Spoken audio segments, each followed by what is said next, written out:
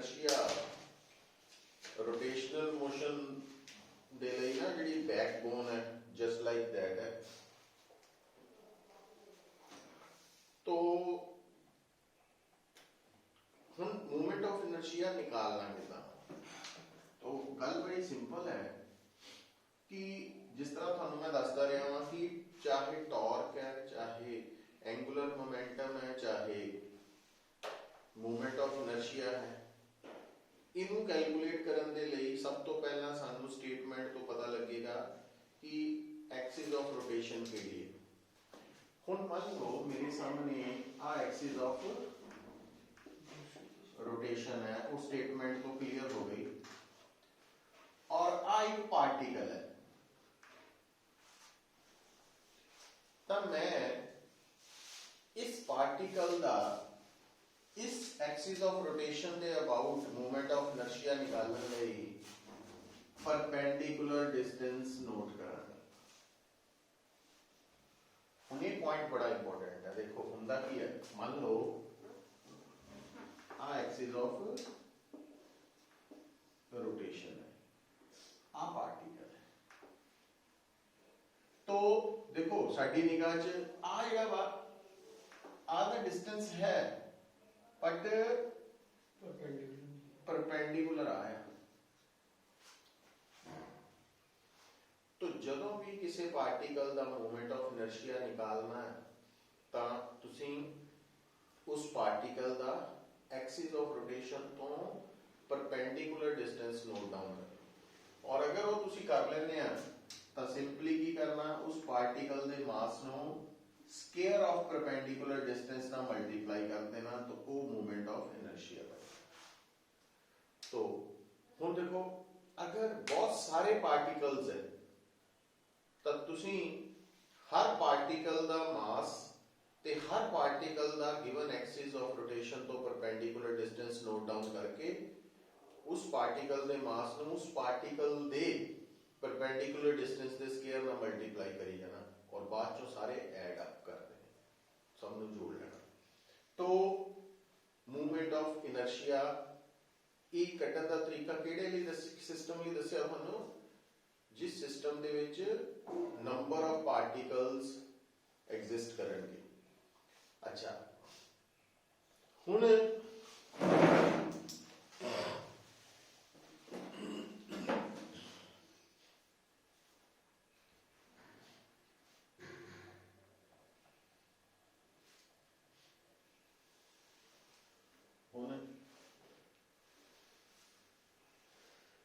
अगला स्टेप है कि बहुत सारे पार्टिकल्स मिलके एक बॉडी बनाते हैं, सिस्टम बनाते हैं।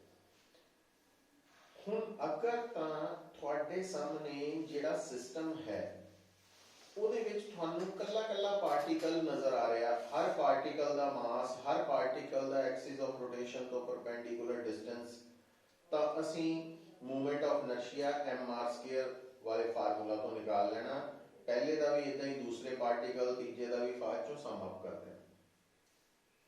पर अगर मान लो मेरे सामने कॉन्टीन्यूअस सिस्टम है, तो कॉन्टीन्यूअस सिस्टम के केस च मेरे को की आना वा, या तो रॉड होनी है, या सर्कुलर रिंग होनी है, या सर्कुलर डिस्क होनी है, या सॉलिड सिलेंडर होना, या हॉलो सिलेंडर होना। हॉलो सिलेंडर को सिलेंड्रिकल पाइप भी कह देते हैं, या सॉलिड स्फीयर होना, या फिर सॉलिड हॉलो स्फीयर होना, स्फेरिकल शेल। तो हुण बेटा एक गल बड़ी इंपॉर्टेंट है, वो याद की रखनी। देखो हर जिहड़ा सिस्टम है ना, ਉਹਦੇ अंदर एक इदां दा पॉइंट है जिन्हों असीं कहने आ सेंटर ऑफ मास। उस सिस्टम का सेंटर ऑफ मास अगर एक्सिस ऑफ रोटेशन जिसके अबाउट मूवमेंट ऑफ इनर्शिया निकालने को किया गया या जरूरत है, अगर वो एक्सिस उस सिस्टम के सेंटर ऑफ मास चो लंघ के जा रही है तो असी कहना ये सेंट्रोइडल एक्सिस है, सेंट्रोइडल एक्सिस। पर जिहड़ी सेंट्रोइडल एक्सिस है वो गिवन सिस्टम की इको नहीं होनी, बहुत सारियां हो सकती हैं। हुण मैं हुणी दस्सण लगा था। तो अगर थानू उस system the movement of inertia the value about it's centroidal axis of rotation पता लग जाती है तो तुसी जिहड़ी मर्जी होर एक्सिस आ जाए ਉਹਦੇ अबाउट भी दस सकते किद्दां दस सकते हैं वो मैं हुणे दस्सण लगा तुहानू तो हर सिस्टम दे नाल किहड़े सिस्टम की मैं गल करन लगा कॉन्टीन्यूअस सिस्टम जिहदे विच बहुत सारे पार्टिकल्स ने मिल के सिस्टम बनाया बॉडी बनाई है पर एक पार्टिकल दूसरे पार्टिकल दे इन्ना नज़दीक है कि असीं इहनूं कॉन्टीन्यूअस मान के चलदे उस सिस्टम के केस च मूवमेंट ऑफ इनर्शिया किद्दां निकालना किहड़े फार्मूलाज लगने हैं तो वो गल सीखनी और याद रखनी बड़ी जरूरी है ये सब तो इंपॉर्टेंट पार्ट है इस रोटेशनल मोशन का वो की है देखो हुण जिद्दां मान लो पुत्र आ एक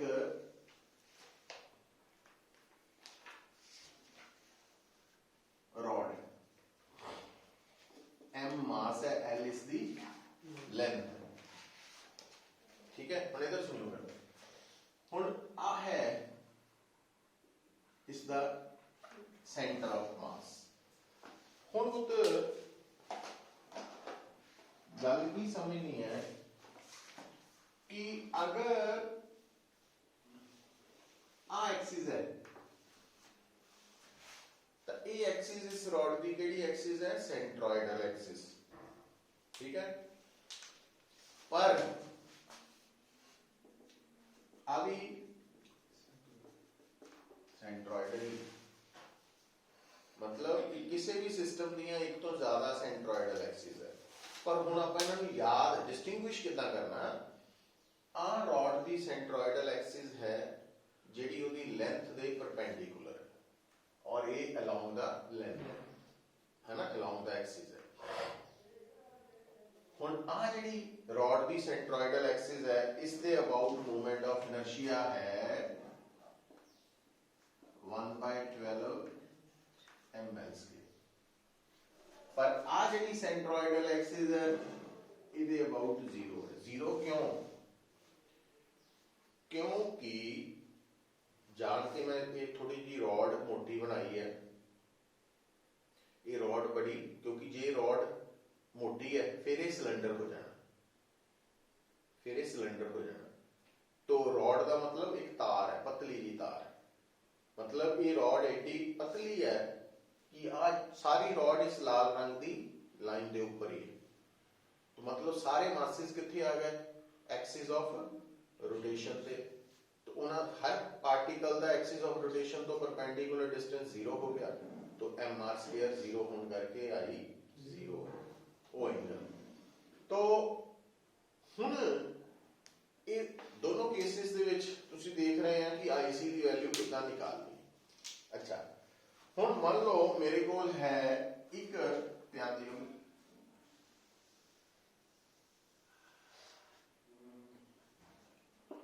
सर्कुलर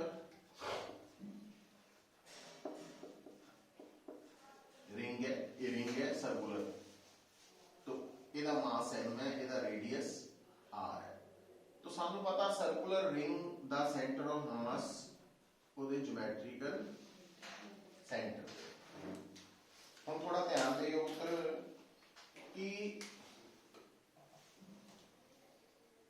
आ सर्कुलर रिंग दी केड़ी एक्सिस है सेंट्रोइडल एक्सिस तो है पर नाल ये गल याद रखनी कि ये एक्सिस वो सेंट्रोइडल एक्सिस है जिहड़ी सर्कुलर रिंग दे प्लेन दे परपेंडिकुलर तो इहदे about movement of inertia m/2 जबकि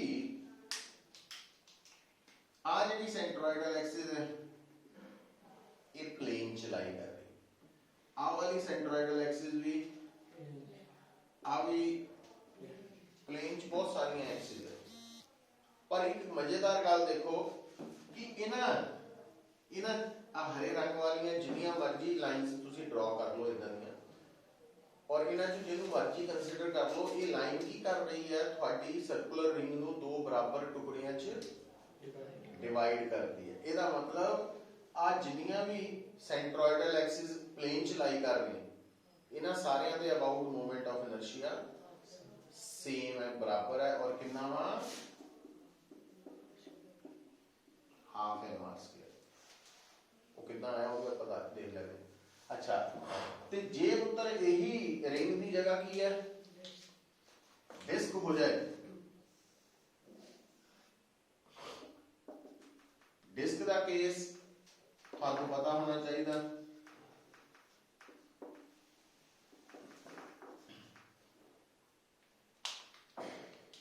तो आ बन जाना हाफ एम आर स्क्वायर ते आ वाले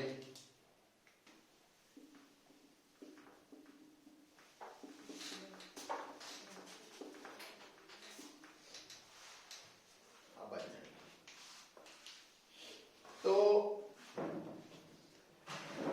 इतना तक नोट करो फिर आगे चलते हैं।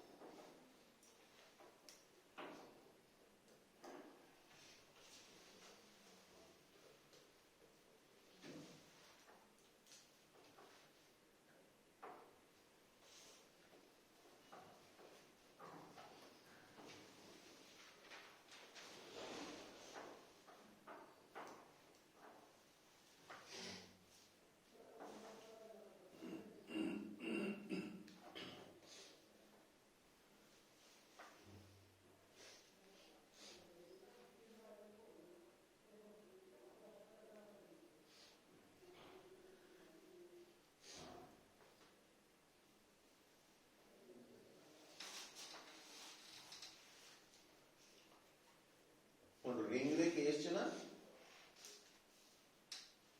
आ जड़ियां ग्रीन कलर दियां आपां एक्सिस शो कीतियां, इन्हों आप एक तो कह दें centroidal axis lying in the plane, दूसरा इनू डायामीट्रिक एक्सिस भी कह दें क्योंकि ये अलोंग द डायामीटर है ना रिंग दे भी डिस्क दे भी।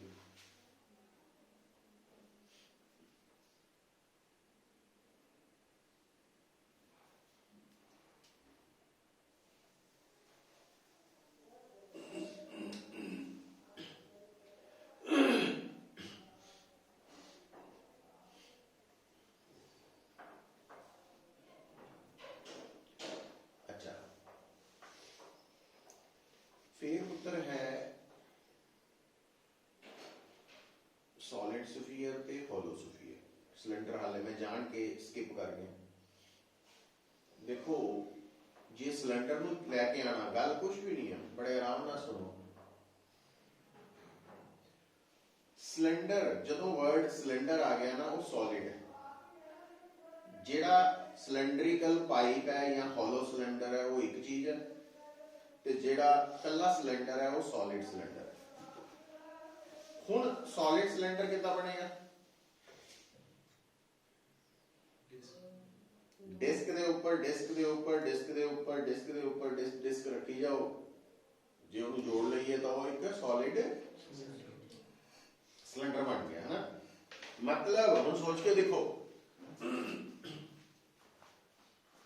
आ डिस्क है, ਇਹਦੇ ਉੱਪਰ ਇੱਕ ਹੋਰ ਡਿਸਕ ਰੱਖਤੀ, ਹੋਰ ਰੱਖਤੀ, ਹੋਰ ਰੱਖਤੀ, ਹੋਰ ਰੱਖਤੀ, ਹੋਰ ਰੱਖਤੀ, तो इदा साइज ग्रो करेगा ना। हाँ डिस्क है, ਇਹਦੇ ਉੱਪਰ डिस्क रखी जाओ तो आ सेटअप बन गया ना ਤੁਹਾਡਾ, आ बन गया। तो आ जी एक्सिस है वाली लाल वाली, ये की हो गई सिलेंडर की सिमेट्री एक्सिस है ना। और देखने वाली गल की आती पुत्र, जदों आपां किसी भी सिस्टम दे विच मास नूं ऐड करते हैं, ऐड कर लो या कह लो रीडिस्ट्रीब्यूशन करते हैं मासिस की, ठीक है, तो की हुंदा मूवमेंट ऑफ इनर्शिया बदलता। जदों असीं किसी भी सिस्टम च रीडिस्ट्रीब्यूशन ऑफ मासिस करते हैं तो बदलता। पर जेकर redistribution of masses parallel to axis है, एक्सिस दे पैरेलल हो रही है, फिर मूवमेंट ऑफ इनर्शिया नहीं बदलता। हुण इमेजिन करके देखो, हुण आपां कई बार देखते ना कि जिहड़ा स्प्रिंग है, स्प्रिंग है, जे आपां स्प्रिंग नूं इदां दबाना शुरू कर दईए, वो जस्ट लाइक रिंग बन जाना। जे बहुत ज्यादा दबा दईए तो रिंग की तरह बहुत पतला हो जाना, ते जे उहनूं इदां उपर फैला दईए तो वो सिलेंडर बन जाना, हॉलो सिलेंडर। तो ਉਹਦੇ ਚ ਹੋਇਆ ਕੀ ਹੈ ਕਿ ਜਿਹੜਾ ਮਾਸ ਦੀ ਡਿਸਟ੍ਰੀਬਿਊਸ਼ਨ ਹੈ ਉਹ ਕਿੱਦਾਂ ਹੋ ਰਹੀ ਹੈ, ਵੀ ਆਹ ਜਿਹੜੀ ਡਿਸਕ ਹੈ ਇਹਦੇ ਚ ਮਾਸ ਦੀ ਡਿਸਟ੍ਰੀਬਿਊਸ਼ਨ ਐਕਸਿਸ ਦੇ ਪੈਰਲਲ ਹੋਈ ਨਾ, ਤਾਂ ਇਹ ਸਿਲੰਡਰ ਬਣਿਆ। ਇਸ ਕਰਕੇ ਸਿਲੰਡਰ ਦੇ ਕੇਸ ਚ ਇਸ ਐਕਸਿਸ ਦੇ ਅਬਾਊਟ ਮੂਵਮੈਂਟ ਆਫ ਇਨਰਸ਼ੀਆ ਕੀ ਹੈ, ਉਹੀ ਜਿਹੜਾ ਡਿਸਕ ਵਾਲਾ। ਔਰ ਇੱਥੇ ਕਿਹੜਾ ਸਿਲੰਡਰ ਬਣੂ, ਹੋਲੋ ਸਿਲੰਡਰ।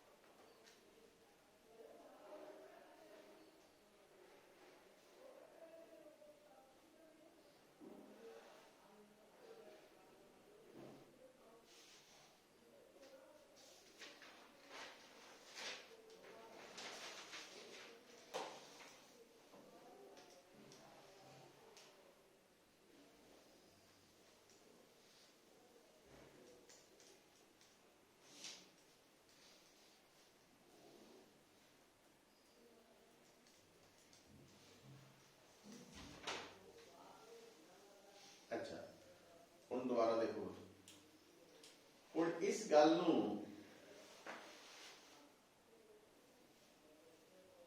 समझ जाओ। देखो जे तुसीं इस डिस्क दे उपर डिस्क रखते गए तो सॉलिड सिलेंडर बन गया, और इस एक्सिस दे अबाउट मूवमेंट ऑफ इनर्शिया वही रहना है ना बराबर। हुण दीवार ते जोर पाओ, मान लो तुहाडे कोल बहुत सारियां रॉड्स है, पतलियां पतलियां है, रॉड के ऊपर रॉड रखो, रॉड के ऊपर रॉड रखो, रॉड के ऊपर रॉड रखो, आप पता की बन गई, ये शीट बन गई कि नहीं। तारा तब एक तार दे नाल दूजी तार बिछाई जाओ, वो शीट बन जानी है ना। हुण अगर आ शीट है, हुण गौर नाल देखियो, अगर आ शीट है तो आ वाली एक्सिस और आ एक्सिस इक्को तरह दी है, मतलब फर्क देखो भी आ शीट कितना आई है इदां दी वायर्स नु इस एक्सिस दे अलोंग, तो मूवमेंट ऑफ इनर्शिया कितना होगा इस एक्सिस दे अबाउट कितना हो 1 by ml स्क्वायर, यही हो ना कि नहीं, इतना ही है। अच्छा तो जे थानू कोई कहे आ वाली एक्सिस जीरो क्यों, ये भी ml स्क्वायर होना, बट ये l आ वाला वा कितना, इनू आपां b कर लीए mp स्क्वायर, लेंथ बदल गई ना। हाँ तो जे ए स्क्वायर होंगी फिर एल और बी दोनों सेम हो जाए, है ना।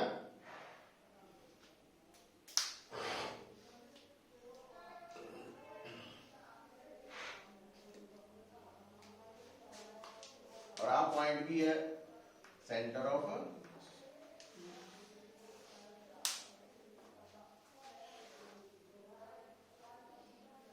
अच्छा देखियो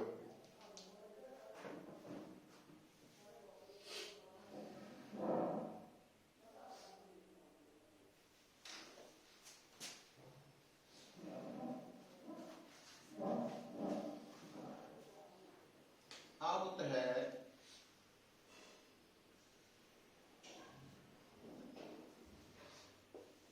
सॉलिड स्फीयर,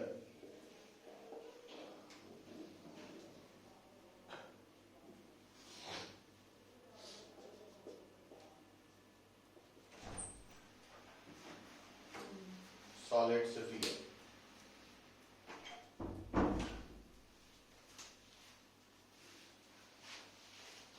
हुन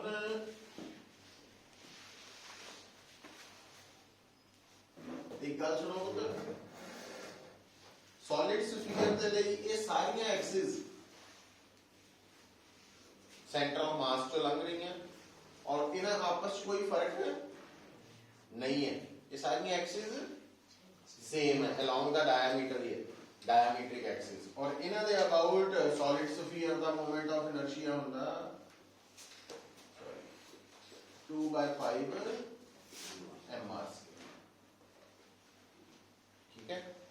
अच्छा तो जे आ जाए सिलेंड्रिकल शेल या हॉलो स्फीयर,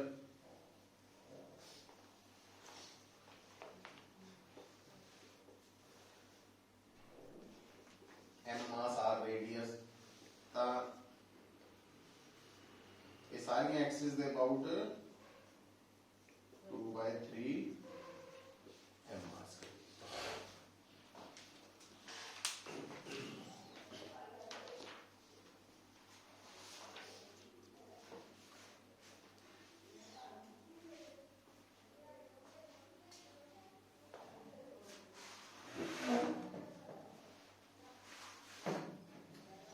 ठीक है। हुण पुत्र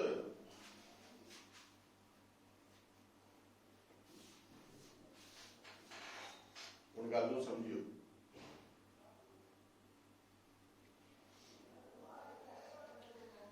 एक ना साडे कोल आनी है theorem of parallel axis,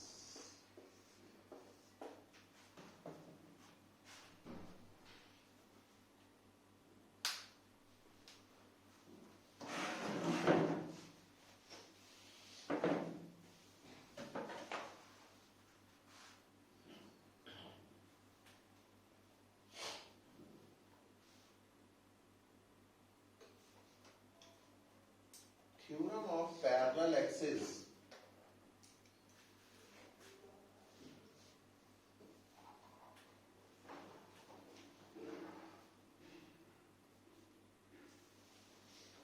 theorem of parallel axis कहती है कि अगर थोड़े सामने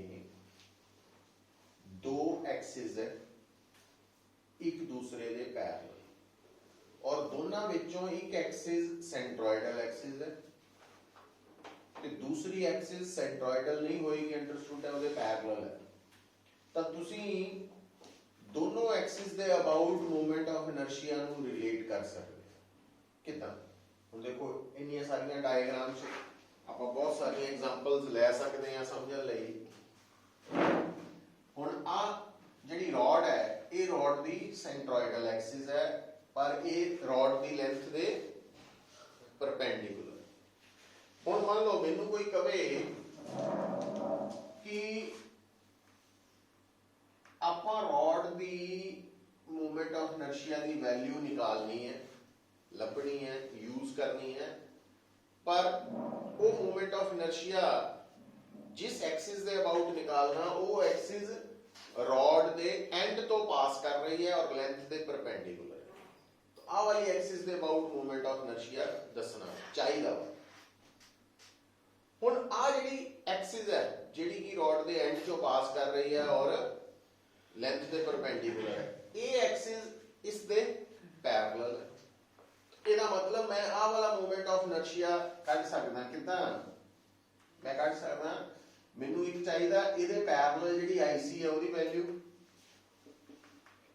ਪਲੱਸ ਮੈਨੂੰ ਇਸ ਬੋਡੀ ਦਾ ਮਾਸ ਚਾਹੀਦਾ ਪਲੱਸ ਇਸ पैरेलल एक्सिस ਦਾ ਇਸ एक्सिस ਤੋਂ परपेंडिकुलर डिस्टेंस चाहिए। h कर लो, d कर लो, सिंपल। हुण IC है जबकि D कितना वा L/2। हुण जदों इहनूं सॉल्व करांगे ml²/3 बन जाए, ठीक है, सॉल्व करके। अच्छा हुण जिद्दां इत्थे देखो आ सॉलिड स्फीयर है, वो कहंदा भी सॉलिड स्फीयर दा मूवमेंट ऑफ इनर्शिया निकालो अबाउट सेंट्रोइडल एक्सिस, मैं कह देना 2/5 m/2। और वो कहता नहीं, सॉलिड स्फीयर दा मूवमेंट ऑफ इनर्शिया निकालो about an axis which touches its surface tangentially. मतलब हुण आ जेहड़ी एक्सिस है ये इस सेंट्रोइडल एक्सिस दे पैरेलल, तो आ डिस्टेंस कितना है r के बराबर हो गया और IC कितना आ वाला, तो movement of inertia 2/5 mr² plus mr², तो इधर इथे भी कर सकते। अच्छा इधर इधर देखो, डिस्क पकड़ लो, रिंग पकड़ लो, गल क्लियर हो जानी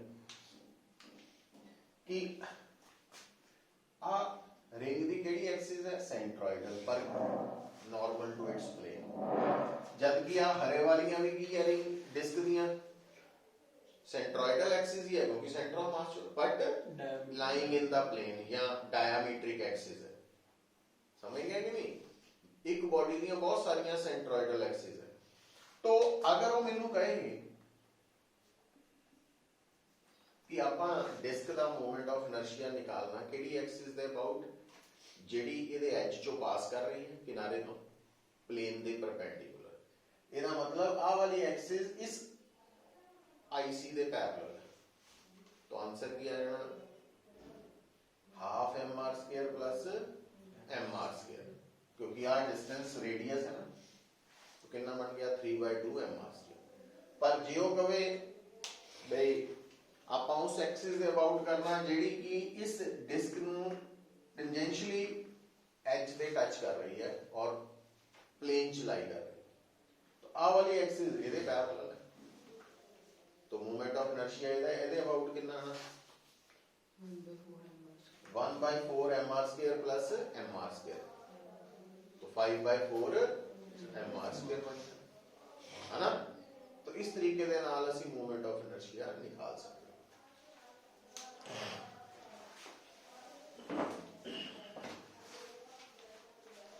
और ये जी थ्योरम ऑफ पैरेलल एक्सिस है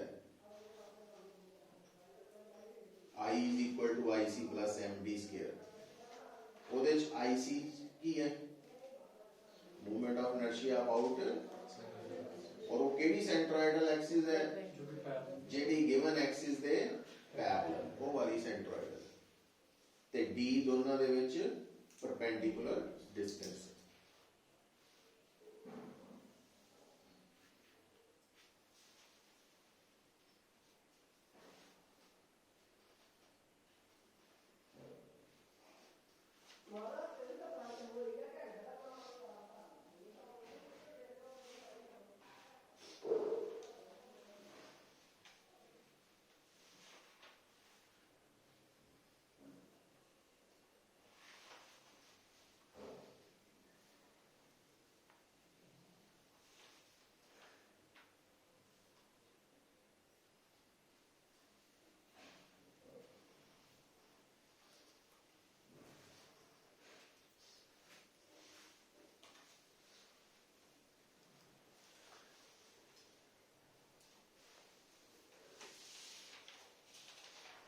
ਤੁਸੀਂ ਕੀ ਦੇਖ ਰਹੇ ਆ ਕਿ ਆਪਾਂ ਥਿਊਰਮ ਆਫ ਪੈਰਲਲ ਐਕਸਿਸ ਰॉड ਲਈ ਵੀ ਅਪਲਾਈ ਕੀਤੀ ਡਿਸਕ ਲਈ ਵੀ ਕਰਤੀ ਸਫੀਅਰ ਲਈ ਵੀ ਕਰਤੀ मतलब थ्योरम ऑफ पैरेलल एक्सिस किसी भी तरह की बॉडी ਲਈ एप्लीकेबल है चाहे वो बॉडी 1D है 2D है 3D तो हर तरह की एक्सिस ਦੇ ਲਈ हर तरह की बॉडी ਲਈ theorem of parallel axis applicable है पर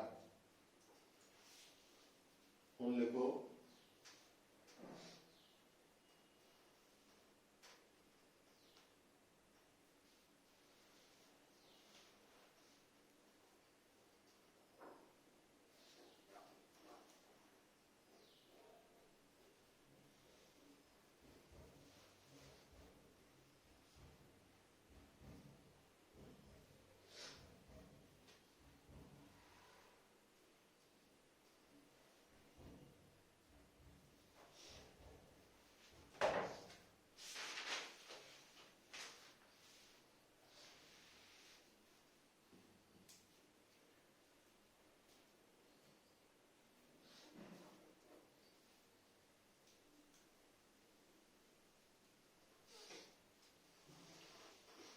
theorem of perpendicular axis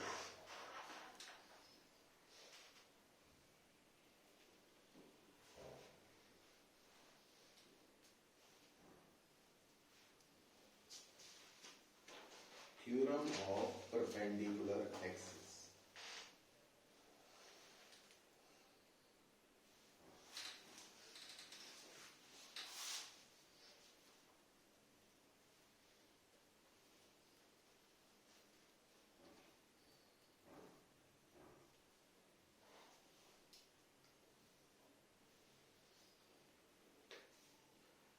ये सिर्फ ना जी थ्योरम ऑफ परपेंडिकुलर एक्सिस है it is applicable to plane lamina only मतलब रिंग लई डिस्क लई शीट लई एप्लीकेबल है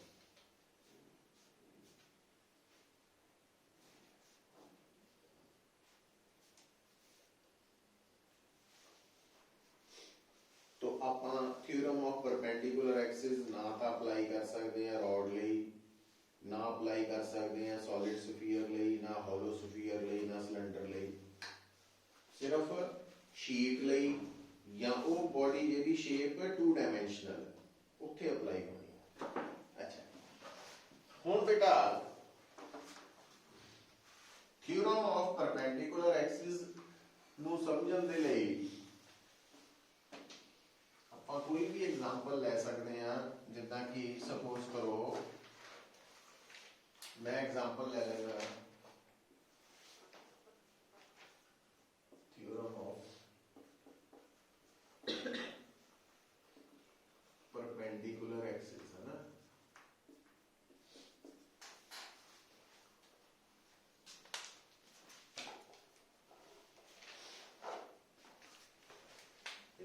आप ले लेने एग्जांपल सर्कुलर डिस्क दी तो मान लो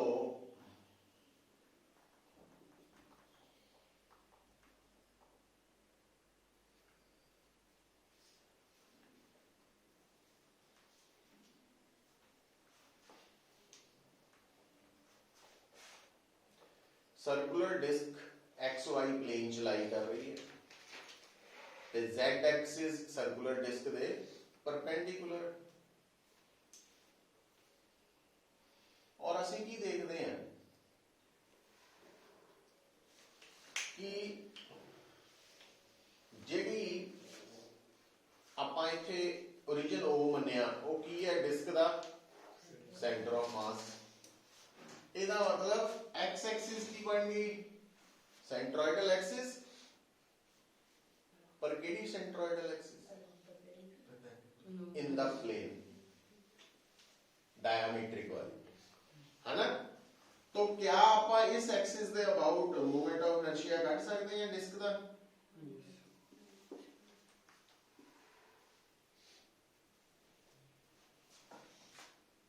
अभी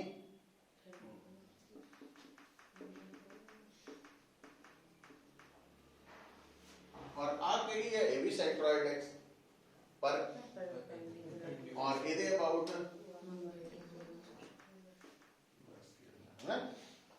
और तुसी चेक करो इन्हां तिन्नां दा की रिलेशन है IZ IX प्लस इन्हां दोनों दा सम इहदे बराबर। ठीक है, हुण याद कितना रखना Z और XY नहीं याद रखना, रखना यह है कि ਜਿਹੜੀਆਂ दो परपेंडिकुलर एक्सिस प्लेन च है वो कल नूं XY की जगह ये Y और आ Z हो सकती सी, आ X हो सकता सी। तो जे आ X हो जाता वा तो IX is equal to IY plus IZ हो जाना ना। तो ਜਿਹੜੀਆਂ दो एक्सिस परपेंडिकुलर है और प्लेन च है उन्हां दे अबाउट मूवमेंट ऑफ इनर्शिया दा सम ਜਿਹੜੀ तीसरी एक्सिस प्लेन दे परपेंडिकुलर है ਉਹਦੇ बराबर होना, है ना।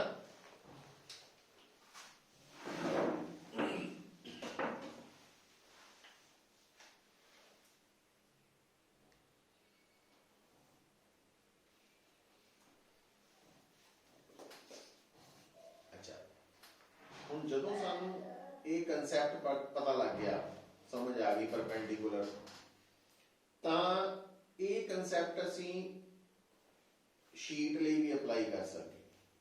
हुण देखो ये आ देखियो कर ले नोट।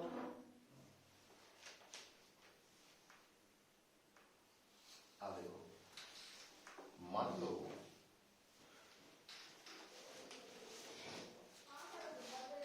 आ एक शीट है,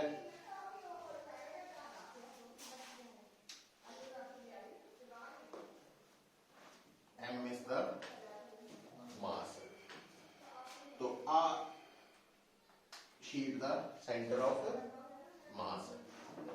तो आ जिहड़ी एक्सिस है इनू एक्स एक्सिस कहता है इनू, ठीक है। हुण तुसी IX दी वैल्यू दस सकते हैं?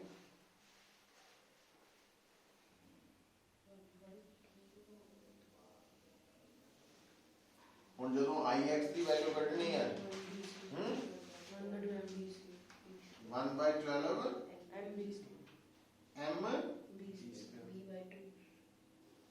L square B square. क्यों? क्योंकि आ जिहड़ी लाइन है, हुण इमेजिन करो दिमाग में ये इदां इदां इनू रॉड बनाओ। हुण आ जिहड़ी रॉड है इसदी लेंथ कितनी है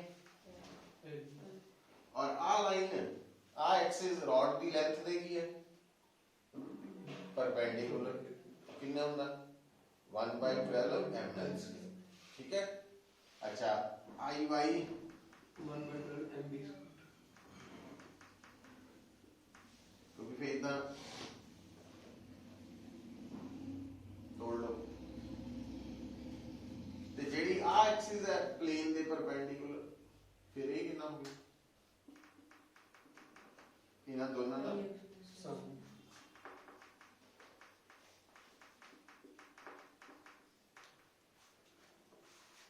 केडी थ्योरम ने यूज की थी? Theorem of perpendicular. हाँ,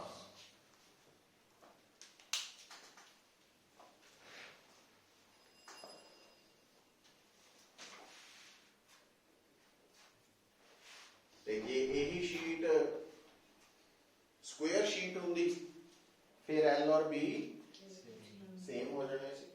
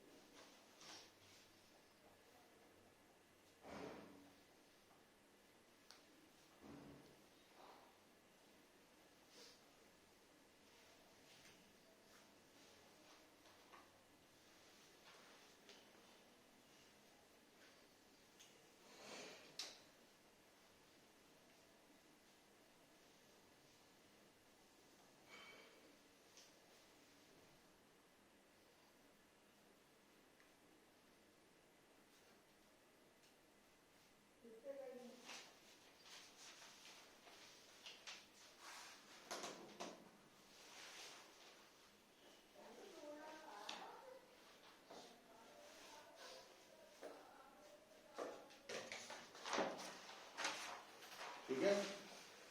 अच्छा ਹੁਣ ਇਹ ਤੋਂ ਇੱਕ ਹੋਰ ਗੱਲ ਸਿੱਖਣੀ ਆ ਆਪਾਂ, ਉਹ ਕੀ? ਦੇਖੋ ਪੁੱਤਰ,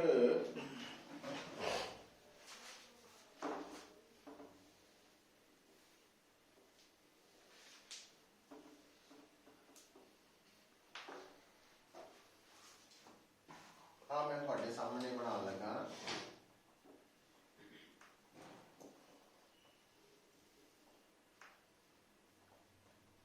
स्क्वायर और यदि साइड है L, आ इसका सेंटर ऑफ मास है। ठीक है, तो अगर आ एक्स एक्सिस है, आ वाई एक्सिस है, और आ की बन गई जेड एक्सिस। तो आई एक्स की वैल्यू कितनी होनी? 1/12 m square आई वाई की भी 1/12 m तो इट मींस आई एक्स ते आई वाई same सेम होने ते आई जेड की होनी 1/6 m square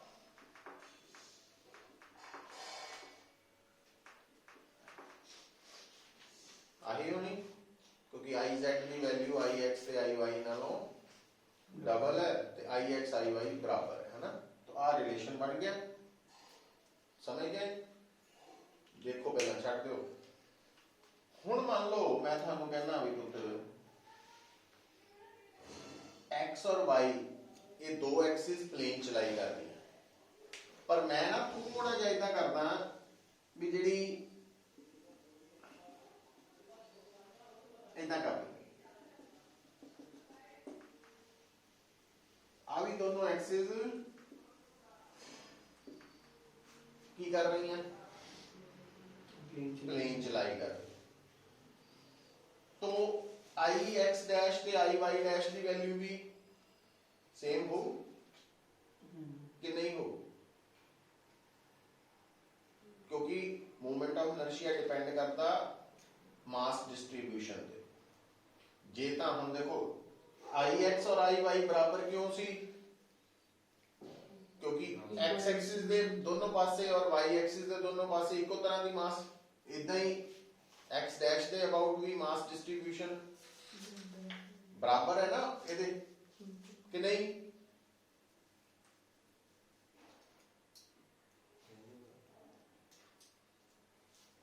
एक्स एक्सिस आ एक्स एक्सिस है, एक्स एक्सिस दे लेफ्ट वाल ते राइट वाल मास डिस्ट्रीब्यूशन जिद्दां दी है ना। एक्स एक्सिस दे लेफ्ट और राइट वाल जिद्दां दी मास डिस्ट्रीब्यूशन है, वाई दे भी लेफ्ट और राइट वाल उदां ही है। इदां ही एक्स डैश दे लेफ्ट और राइट वाल मास डिस्ट्रीब्यूशन जिद्दां दी है उदां ही, क्योंकि ये केड़ी शेप है, ਇਹਦਾ मतलब I X dash I Y dash भी, और इन्हां दोनों का सम की हो I z dash और I Z dash, Z dash ते जेड सेम ही एको चीज ही है। ਇਹਦਾ मतलब I X I Y dash I Y dash एक ही है, मीनस हुण गल सुनियो ਉਹ ਕਈ ਵਾਰੀ ਪੁੱਛ ਸਕਦਾ ਤੁਹਾਨੂੰ ਵੀ ਆ ਸਕੁਅਰ ਪਲੇਟ ਦੇ ਕੇ ਕਵੇ ਕਿ ਆ ਜਿਹੜੀ x ਐਕਸਿਸ ਹੈ ਇਹਦੇ ਅਬਾਊਟ ਮੂਵਮੈਂਟ ਆਫ ਇਨਰਸ਼ੀਆ ਦਾ i ਹੈ ਤੇ ਇਹਦੇ ਅਬਾਊਟ ਦੱਸੋ ਉਹ ਵੀ ਕਿੰਨਾ ਹੋਣਾ i ਹੀ ਰਹਿਣਾ ਹੈ ਨਾ ਇੱਥੋਂ ਪਤਾ ਲੱਗ ਰਿਹਾ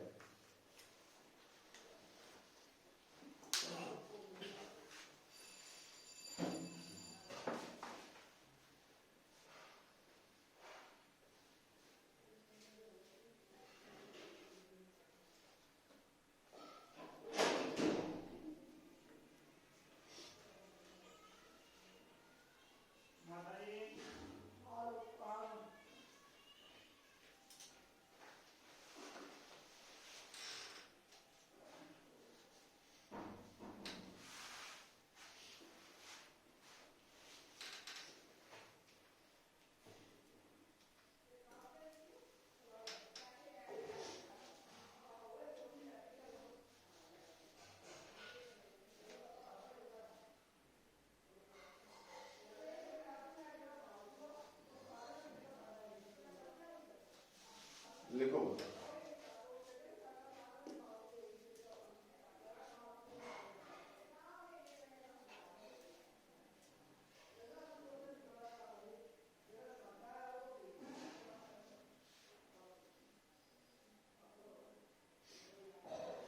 लिखो एक numerical rule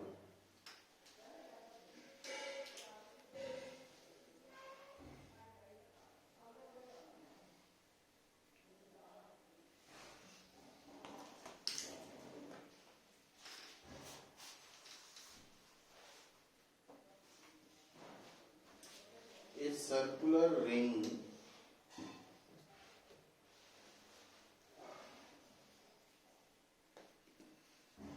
is made of a wire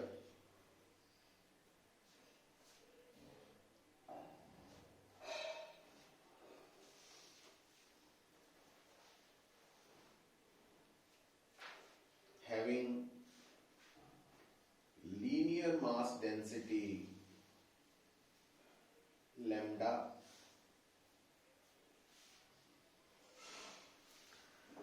such that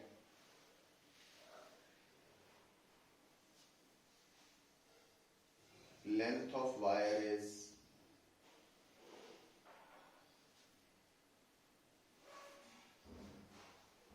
capital L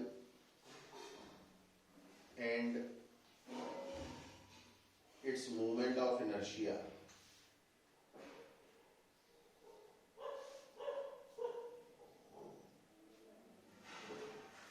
about an axis passing through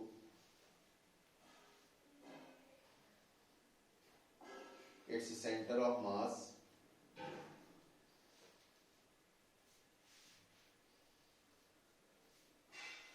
and normal to its plane is I.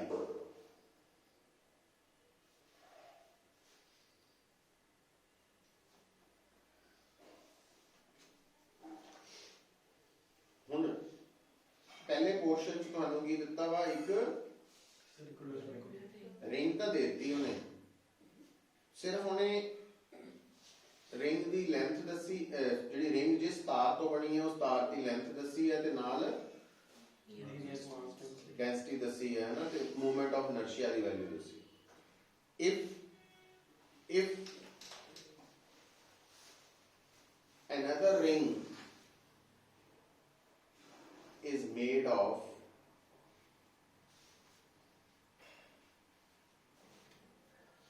same wire but length 2 है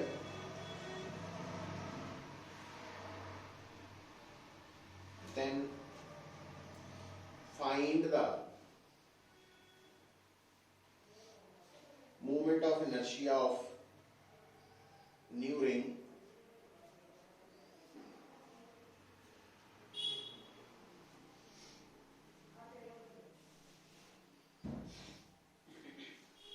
about axis passing through its center of mass and normal to its plane.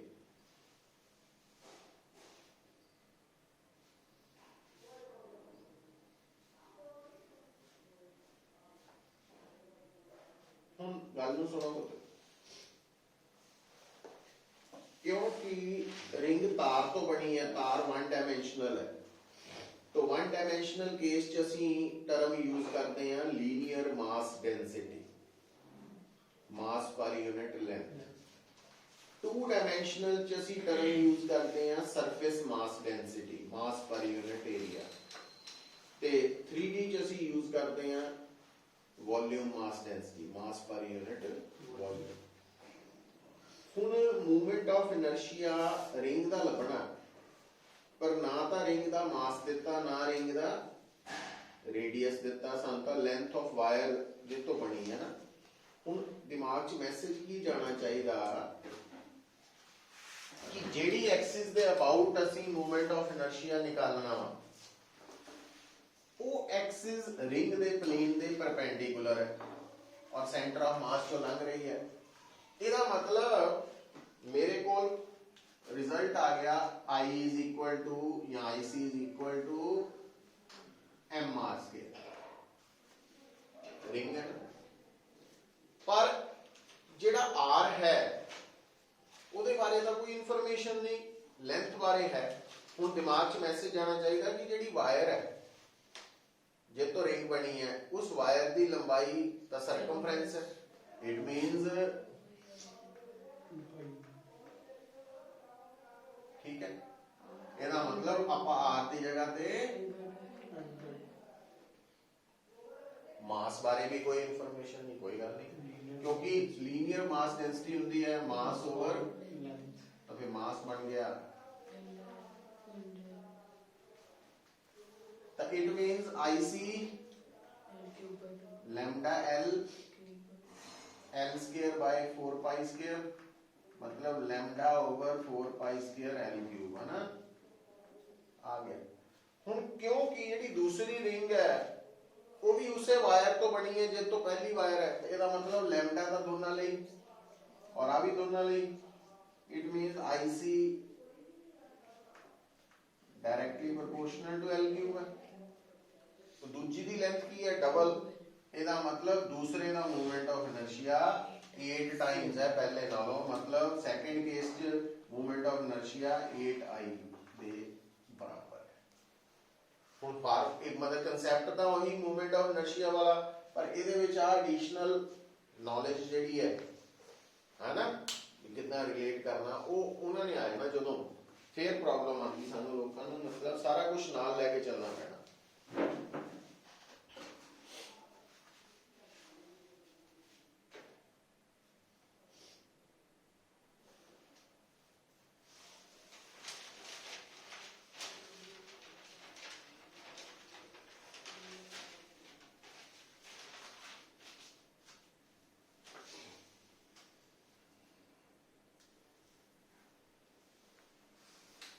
ठीक है,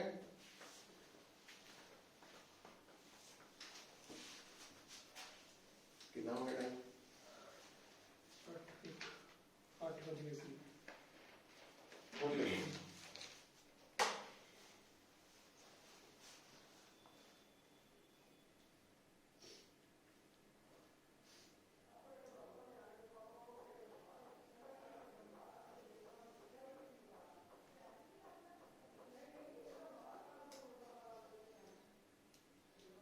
heading लिख लो, kinetic energy of rotating body.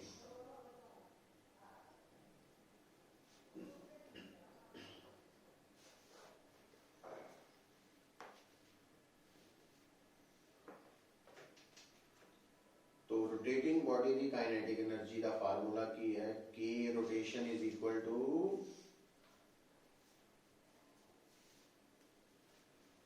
Half I omega square, where I की है movement of inertia about given axis of rotation.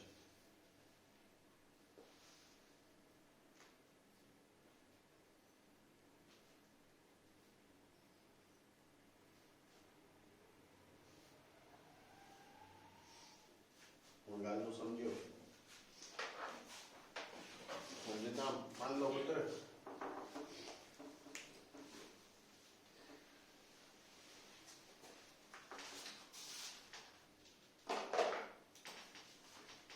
ਹੁਣ ਜਿੱਦਾਂ ਮੰਨ ਲਓ ਇਹਨੂੰ ਆਪਾਂ ਰੋਡ ਸਮਝ ਲਈਏ ਤੇ ਆ ਹੈ ਇਸਦਾ ਸੈਂਟਰ ਆਫ ਮਾਸ। तो ये पेन इदा घूम रहा है, ਇਹਦੀ एक्सिस ऑफ रोटेशन केड़ी है? सेंट्रोइडल वाली, नॉर्मल टू द लेंथ। तो इस केस च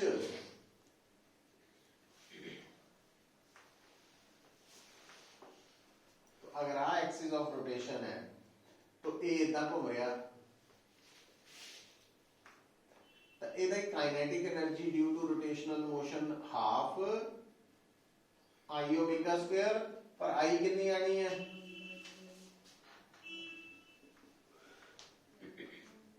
mx। और यही रॉड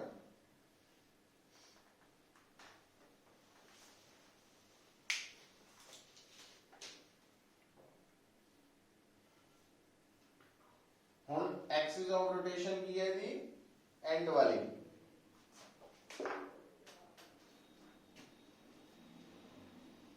ਇਹਦਾ काइनेटिक एनर्जी ऑफ रोटेशन बननी है half I omega square, but I की लेना है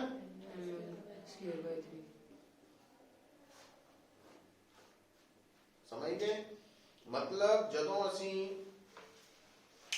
टॉर्क कढ़नी है, एंगुलर मोमेंटम निकालनी है या काइनेटिक एनर्जी निकालनी रोटेशन च, तां आई जिहड़ा लेना वो देखना वा कि किहड़ी एक्सिस दे अबाउट बॉडी रोटेट कर रही है। जिद्दां हुण टॉर्क निकालनी है आई अल्फा या एंगुलर मोमेंटम निकालनी है आई ओमेगा, तो जिहड़ा आई है मूवमेंट ऑफ इनर्शिया वा,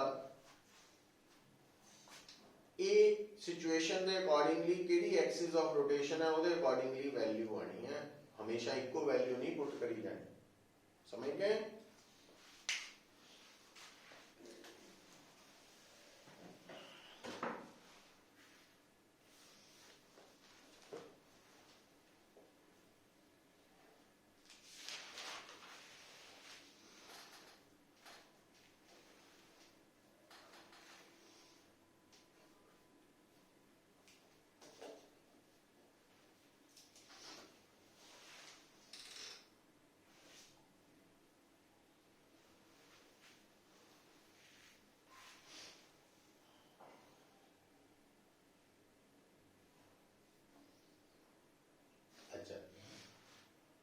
हुण देखो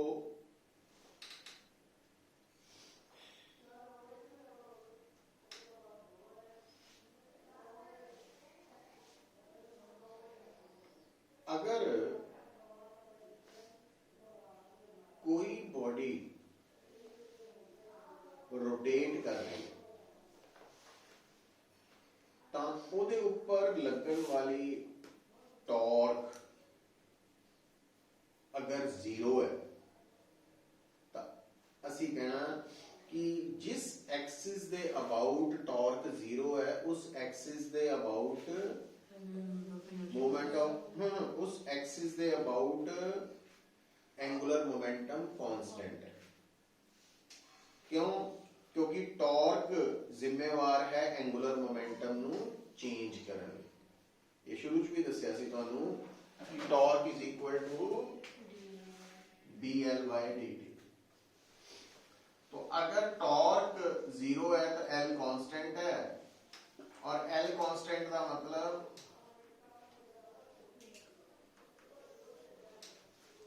ठीक है।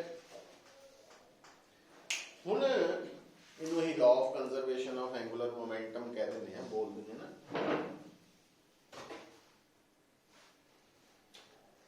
हुण देखो पुत्र ਕਿਸੇ ਵੀ ਸਿਸਟਮ ਦਾ ਜੋ ਮੂਵਮੈਂਟ ਆਫ ਇਨਰਸ਼ੀਆ ਹੈ